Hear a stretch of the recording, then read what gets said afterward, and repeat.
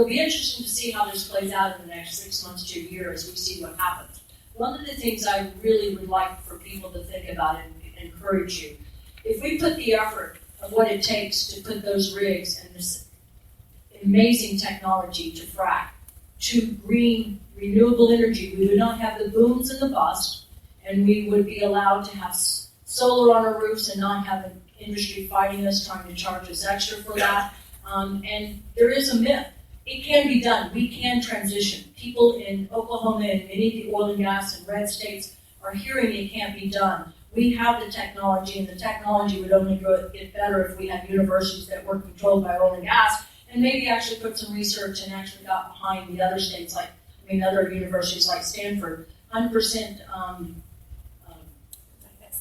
100% renewable. But Stanford has a project out, and there's a lot of people getting behind that, trying to educate other states that this can be done. You mentioned with Political Woodstock Media. You mentioned before working together. I've worked with We the People Oklahoma, and Oklahoma is one of 6 states that can go before a judge and ask for a grand jury investigation. And I'm listening to you speak, and I'm thinking, why not? All the malfeasance in the local and state government regarding this issue. Perhaps this could work. And do you work with the Oklahoma Policy Institute? If not, what other groups do you work with as an umbrella? I know it's a long question. It's a good question. So she brought up a really interesting idea of a grand jury investigation into the malfeasance on the part of the state. I think that's an interesting idea, right? The problem is finding a lawyer in the state of Oklahoma who's going to be willing to take that case, for one.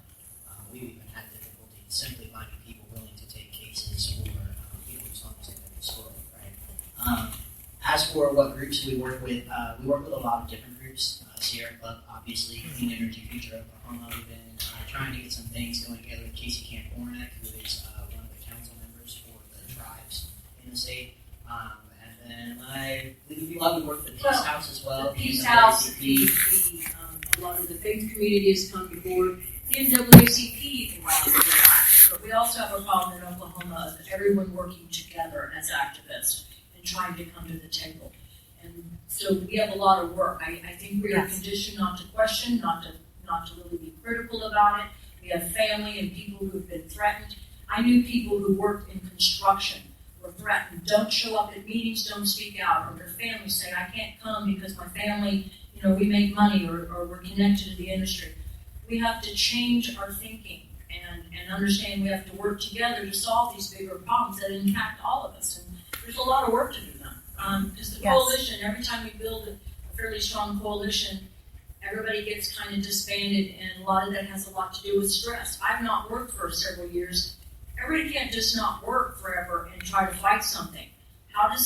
If you spend most of your day trying to make ends meet, take care of the kids, and have life, just everyday struggles that we're all dealing with, it's hard to also spend a lot of time all day long studying and speaking and trying to figure out how do you move people on an issue. So there's a lot of room for improvements in the state.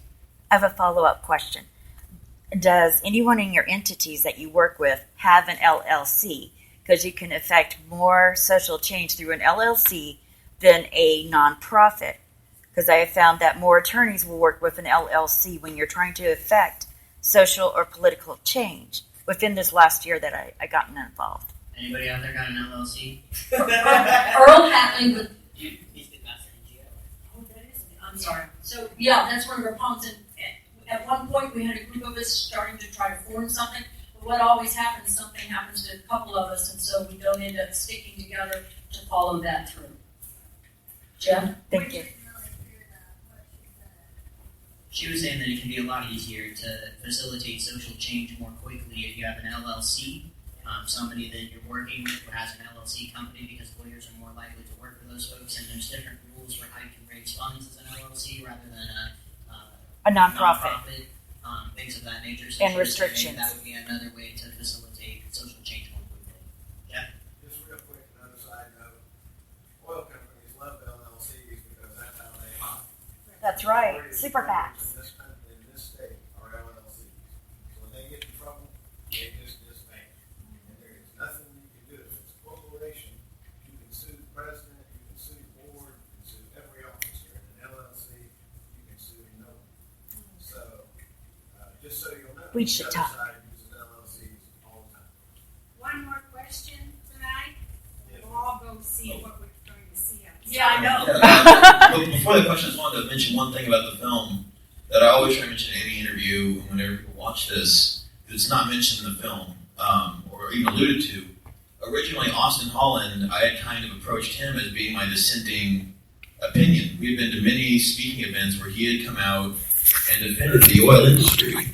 This was the first interview he had given, actually, admitting to this stuff. The next day, he went and met with Vice News and talked to them. He's now the former head of the Oklahoma USGS. Oh, man. And for what I've been led to believe, that he was not only pressured to leave, but they helped him find another job in another state. Because he was feeling a lot of pressure, and it was hurt. You could tell it was hurting his credibility. He was very respected. I kind of had this first look at him as being someone maybe greasy, you don't want to say evil or anything like that, but go ahead and meet him. Just incredibly nice guy, and you can see this is wearing on his conscience, like being pressured just to not say this. And I believe the person that's replacing the USGS is a graduate student. Me, I would have been OG. I would have been doing that, which is not responsible. It's an interim student that is working on their PhD with OU, and that's who's been helping since over now almost a year ago when Austin and Amberly left. And they both were in turmoil because they were not allowed to say and do what they should have been allowed and say to do. Yeah, David Boren, head of Continental Energy, president of OU, that's where OGS is. It's on campus there. That's a direct conflict of interest. Having a regulatory body that is being directly funded by someone on this board.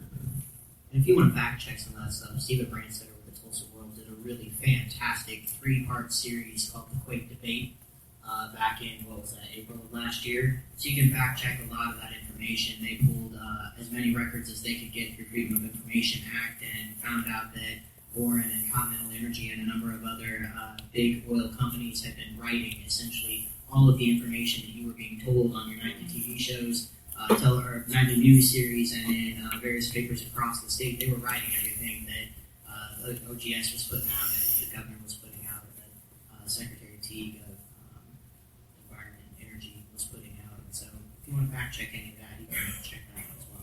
You guys have one more question here? How friendly are the universities to your side in Dakota? Should you be worried? I had a pretty easy, coming from being a university student, that was always my opening, was that I introduced him working on my master's to kind of get that credibility. But different people in different positions, would only speak on certain things because of how the university views them. Todd Hallahan would speak very specifically, and I had a very clear understanding with him what I would use and not using everything in context, because he speaks to the truth of it, because his job would kind of be in jeopardy to come out and say anything that was, especially if it was misleading with the position that OSU has. I'm a PhD student. I graduate May of next year, and my dissertation advisor says I'm not getting a job. Dr. Hallahan did the right thing and stood up every time, and I've been very proud to be his friend and know him, and I'm so thankful that he has, because no one else has stood up except for Representative Corey Williams, who is Representative Stillwater, has fought for us from the very beginning. They always said no moratorium could be done. As soon as the state announced in April the correlation of last year, immediately Representative Corey Williams had a demanding a moratorium on the county's impact. And of course, no one took it serious, but he's been there all along, and sadly, we have to be better doing that. And their jobs are at risk. I want to thank you all tonight for coming out, and I hope you enjoyed the film. And feel free to make connections as we go out. We did a nice collection tonight. Thank you to everyone. Thank you, everybody. And follow us on Facebook at Oklahoma Shakedown and at Oklahoma Shakedown Film on Twitter. We will be having a campaign this summer to raise money to get this out, to more people. My goal is not to get exposure for myself for this. I got a good job in Colorado. I'm loving right now. I want as many people to see this film as possible. I want anybody that's interested in this to be able just to go online and watch it. I've had people, all over the world email me from Australia, England, France, people that are just interested in this, that want somehow how to watch this. And, it's expensive mailing DVDs or giving someone like a weak little, Gmail link to a really low quality screen when they're actually interested in this. People want to see this, so I just want to get it out there and follow us on social media if you want to be more involved. Follow Stop Fracking Payne County on social media and the Oklahoma Coalition of Induced Seismicity are both two of the strongest groups making sure the science is out there. Thanks for all my And the Sierra Club. And the Sierra Club and Circle Cinema. Thank you, Circle Cinema. So, thank you guys. Thank you all of you. I'm an Oklahoma, Kansas earthquake fighter. I have the posters out there, and I'll take the picture. And every now and then I throw them up on the our Sierra Club website. Let them know where Can you carry this one for me? Thank you. I'd love to speak to anyone outside that wants to talk as well. A lot of new faces here and old faces I haven't seen in a while. So. Well, this has been another edition of Political Woodstock Media. We're at the screening of, please stop, Oklahoma Shakedown about fracking in Oklahoma. It should be streaming, or probably will be streaming in the next couple of weeks. I'll let you know. This is about the oil and gas industry causing havoc with geological and human elements. We're going to head out to the outside and going to interview, hopefully, some of these people live. Yes, you're bridging. I work in Littleton. All right. The job was too cool. Yeah, and Jeff and I are You can go on out and go to the bathroom if you need to. Hey, Stan. It's good to see you. I'm still doing my podcast. Oh, okay. Where can people, like if you're going to do a streaming of the documentaries, which is what I would recommend, do a public streaming and just promote it. I have a lot of different groups that can do that. Right now, our last scheduled We are Taylor Mullins, yes. Thanks. From Oklahoma Shakedown. Yeah, our last scheduled screening, I believe, is May 10th in Guthrie right now. Okay. We're going to try to get more, but right now, it costs money to put the screenings on and promote them. Yes, it does. So I'm really thinking that right now the big goal for us is to kind of reshift and putting all that money in towards raising money to get out online. And where can people donate to your cause? We don't have a page set up right now, but if Okay. you follow us on Facebook, which is just Oklahoma Shakedown on Facebook, or at Oklahoma Shakedown Film, or at OK Shakedown Film on Twitter. Okay. Tell everybody the wrong Twitter, they'll find it.